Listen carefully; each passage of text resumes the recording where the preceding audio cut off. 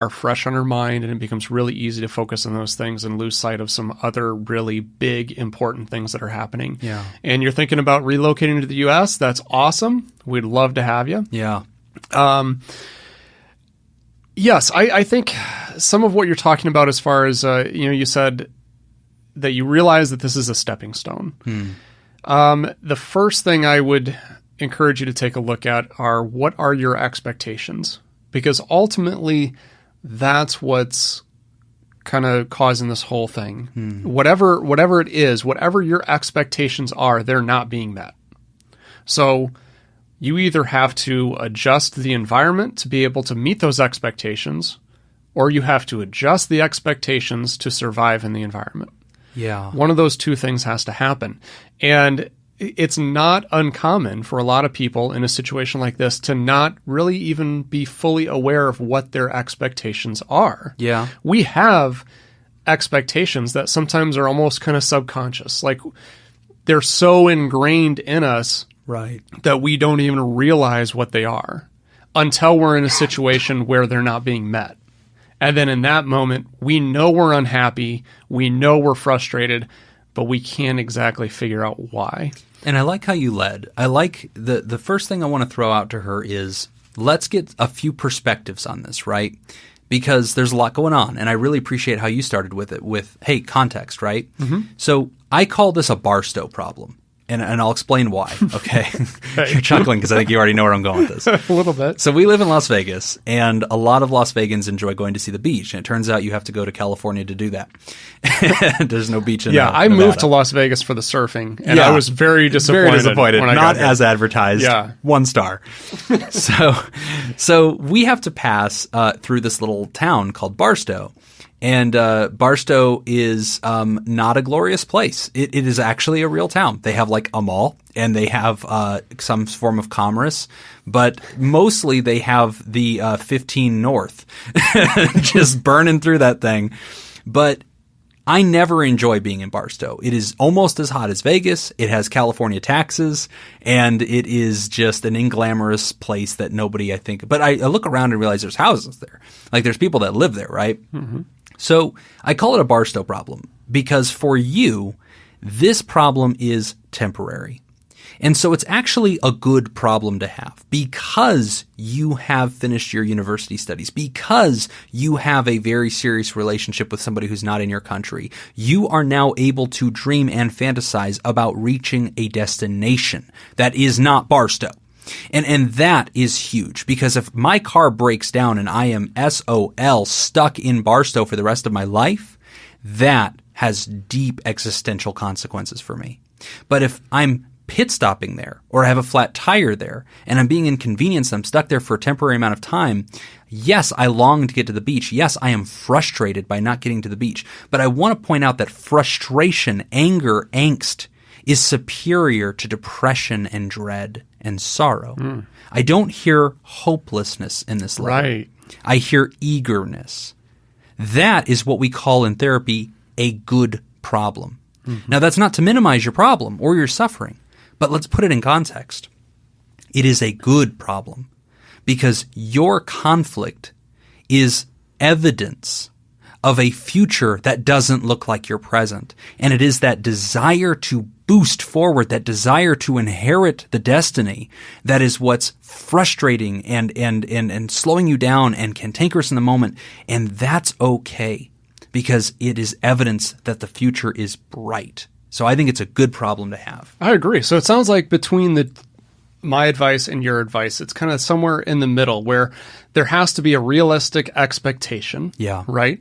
But to Jim's point, there has to also be some kind of long-term goal. Like, I'm not happy being where I'm currently at, and it's perfectly fine not to be happy where we're at. We should never be 100% content, right? Yes. We should always be striving to do something. I mean, I've been in this job for 15 years.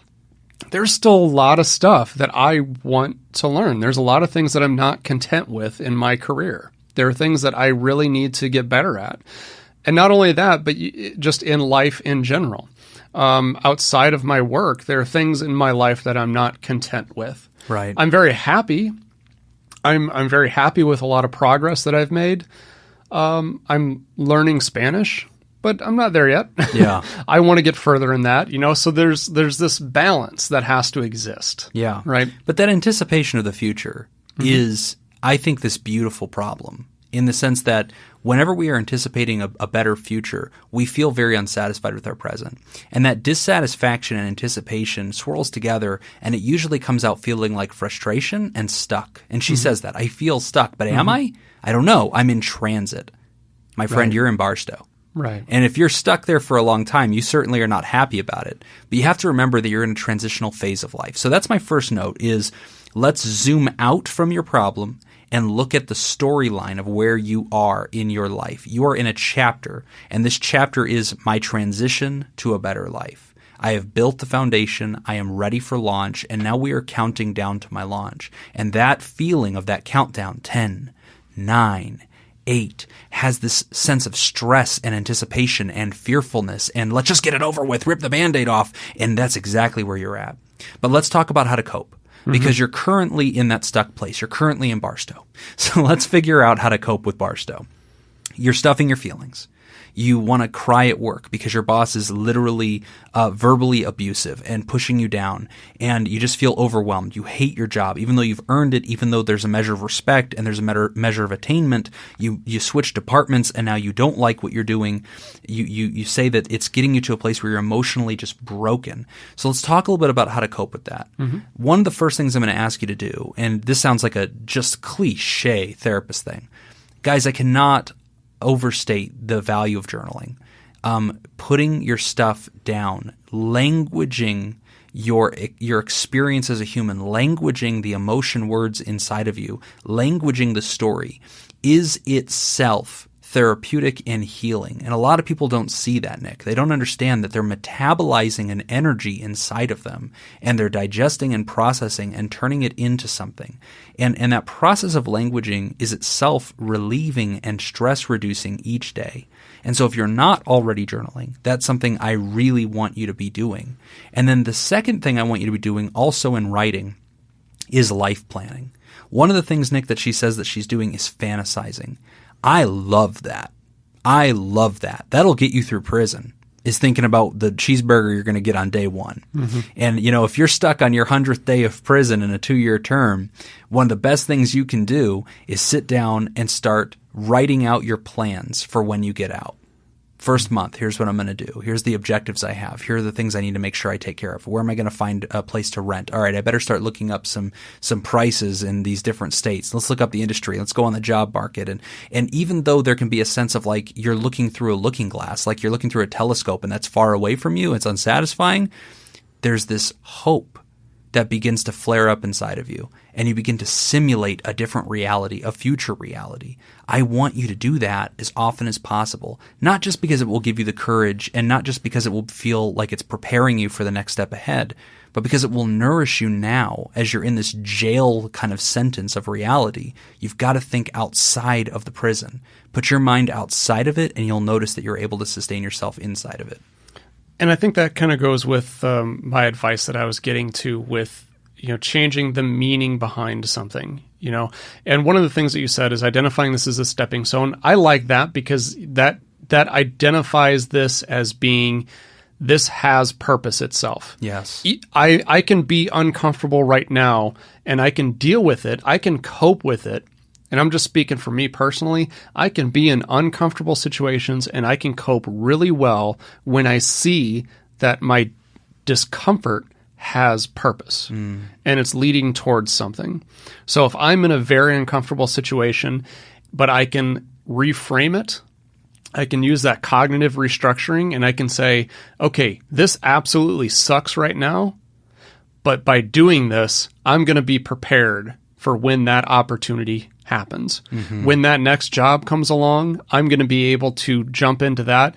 And by me going through all of these steps and all these things, all these challenges that I have to experience and survive, by me doing that, I am preparing myself for the next thing. Yeah. It's kind of like this, and I'm not a religious person, so this kind of sounds funny coming from me, but this idea that like there's some kind of planning or there's some kind of purpose. Like all of these negative things that I've gone through in my life have prepared me to excel at the right time. Yeah. When opportunities present itself, I'm there, I'm ready, and I've already done the hard work. Yeah. Right. So I think that's true. Yeah. So it's just kind of a way of reframing it. And this is where I think it ties in closely with the journaling, because when you journal, the thing that I like to encourage my clients to do when they journal is then go back and read it later and then look at cognitive distortions. Look at things that we're writing down that when we look at it a second time, we can say, okay, that may not be completely true. Yeah. That is a little bit distorted. I guess I don't really have the facts to support that conclusion. Maybe that's inaccurate. But by writing stuff down, it helps you go back and identify those things. Yeah. Now, that being said, I'm going to go completely to the opposite extreme here and say that if the environment is that bad and it's that abusive, maybe this isn't a training exercise. Yeah. Maybe this is just time to go. There's a time for that. That's a line that, being all the way up here in Las Vegas in the United States, I can't identify for you. Yeah. I think that's something that you kind of have to identify. Where is that line? When is enough enough? At what point does this go from being something that is just resistance that I am getting stronger by going through it? And when do we cross over into, what, I am being abused at work and this isn't really helping me in the long run. Yeah. And I can define that for me. Right. I can't define that for somebody else. I think a few notes on that. First, to the point of cognitive distortions, if you're feeling despair or hopeless in your life, it is very likely that you are probably experiencing a cognitive distortion. A cognitive distortion is like a mental mirage. It's an untrue interpretation of the world around you. It's a perception thing. If you perceive the world or your reality as catastrophic, everything bad that can happen will happen. This is only going to get worse. Or any other kind of spell of negativity. The experiences you're going to have in your heart, in your mind, in your life, and the behaviors you're going to have that you're going to put out outwardly are usually the wrong ones because you didn't have access to the real map. You didn't know what was really there. You were seeing a false illusion view of reality. So I think that's a good challenge. Also, to Nick's point about the harder you work, the luckier you get, I do think that that's like a rule of the universe. And I don't think it necessarily is something that only theists can believe in. I think that the drop of water doesn't understand the topography of the land and why it ends up going toward the ocean. Right. But I think that there's like this balance beam of the universe where the harder you work, the luckier you do get, and more opportunities seem to come your way, if for only probability reasons. You play enough hands of poker, eventually you can win. So I think that there's that too. And then the last point about, living in another country, she did tell us where she lives, and she also asked us not to reveal that. And it's very telling to me whenever I read a letter like this, because as an American, it really helps me understand that, we have the luxury in a lot of ways. Now, granted, times have changed. You now need 2 incomes to survive. You can't just get by with a union job and just go, you got to go get all these levels of education. You got to burden yourself with debt. There's a lot of things that America needs to change. But even as bad as America is, and I would definitely not say we're in our best days right now as a citizen, it is incalculably different than the reality of somebody who lives in another country where they literally might just have to sustain abuse and be unhealthy because there is no other option, or the way their economy works or their political structure works or whatever, their very livelihood or health or life or freedom may honestly be in danger if they even let on that they're unhappy. And, you look at some of these countries and think, my gosh, what must that be like and what must these people have to sustain? They really become a case study in how you cope with unbearable stresses in life and overcome. And I'll tell you, Nick, in a lot of ways, that's what makes America so powerful is people like this that immigrate here, that have been through hell. And then they come here and they work their butts off and they really bring the thunder. Yeah. And it's because, dude, they have been carrying a weight that we can't even imagine. and then they get here and they are buff. And it's like they have the mental stamina to keep up and excel. So, Manuela, I mean, my encouragement to you is that you hang in there. I'm not coming at you with any dad advice. There's that dad advice in me of like, well, if work was great, they wouldn't have to pay you to be there. Like, it always sucks, kid. So there's a little bit of that, but that larger story of just coming alongside you, encouraging you. You're gonna make it, okay? And I want you to fantasize about it.